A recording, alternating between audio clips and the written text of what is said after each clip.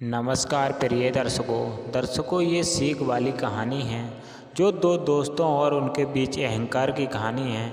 बताया जाता है कि पीपल पर कितना भी दूध चढ़ाने से पीपल की कड़वाहट कम नहीं होती। इसी तरह ये वो कहानी है, यदि अपने पूरे परिवार को ये कहानी सुना दी तो परिवार में कभी कलह नहीं आएगी। तो आइएगा कहानी को शुरू करते हैं।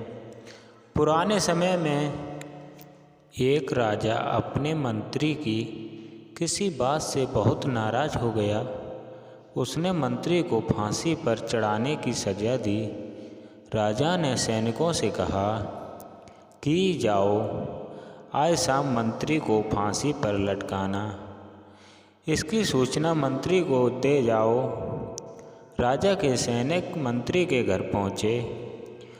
सभी के घर पर चारों ओर से घेर लिया और सैनिक अंदर ही था। वह मंत्री और उसके रिश्तेदार मित्र उत्सव मना रहे थे क्योंकि मंत्री का आज जन्मदिन था।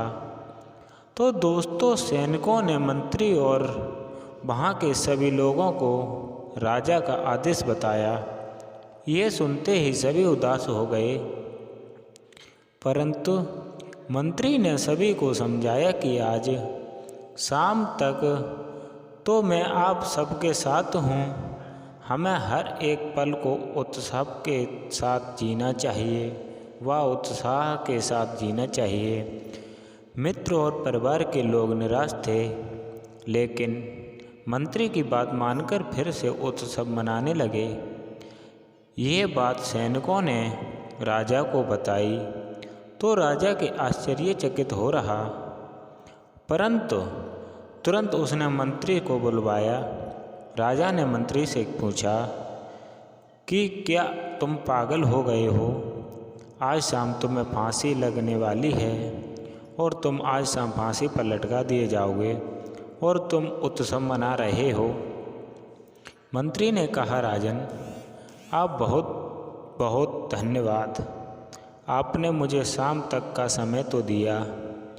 अब मैं शाम तक अपने परिवार के साथ रह सकता हूँ व अपने परिवार से सुख शांति बांट सकता हूँ। अगर मैं निराश होकर बैठ जाऊँगा तो परिवार के साथ रहने का ये समय बिल्कुल व्यर्थ और बर्बाद हो जाएगा। ये मैं नहीं चाहता कि मेरा समय बर्बाद हो जाए और व्यर्थ समय काट दूँ।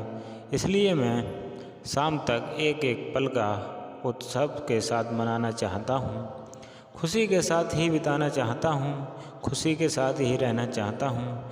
ये बात सुनकर राजा बहुत ही खुश हुआ और सोचने लगा, यदि इस व्यक्ति को जीवन में हर पल, उसके जीवन के हर पल की कद्र होनी चाहिए, तो वो मृत्यु के हर एक पल से, हर एक ज़िंदगी से, उस हर एक पल से लड़ सकता है जो उसके जीवन में कलह उत्पन्न करता है।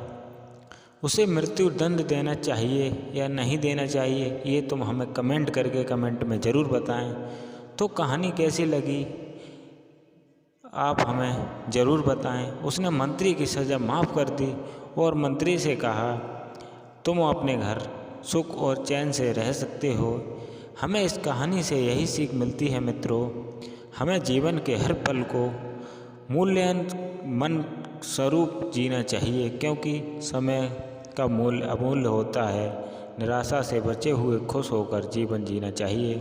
और तभी राजा की ये बात सुनकर सैनिक अपने घर चला जाता है और उत्साह के साथ अपने परिवार के साथ कुछ समय व्यतीत करता है और चैन से रहता है। वो चैन की ज़िंदगी जो उतने मेहनत करके कमाई थी, जो राजा से बिना डरे हुए सब कुछ कह दिया, तो उस सैनिक की ज़िंदगी बच गई। तो दोस्तों, इस कहानी से हमें यही सीख मिलती है कि किसी भी धैर्य से किसी भी समस्या का समाधान निकाल सकते हैं। जो धैर्य रखें तो समस्या का समाधान भी आसान हो जाता है। तो राजा की ये बात और मंत्री की ये बात आपके समझ में आई होगी। यदि आप हमारे चैनल पर नए हैं तो वीडियो को लाइक और चैनल को सब्सक्राइब ज़रूर करें। तो मिलते हैं अगली कहानी में। इससे पहले राम राम।